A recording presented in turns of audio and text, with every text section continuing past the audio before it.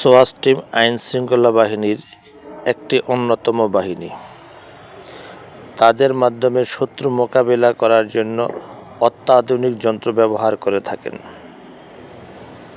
Swatch team bomb disperse করার জন্য তারা খুবই পারদর্শী।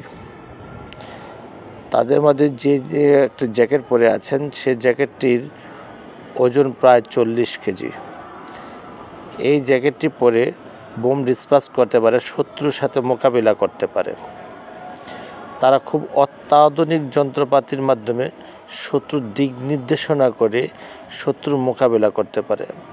তাদের ডগ স্কোয়াডগুলোর মাধ্যমে খুব সহজে বোমের শনাক্ত করতে পারে।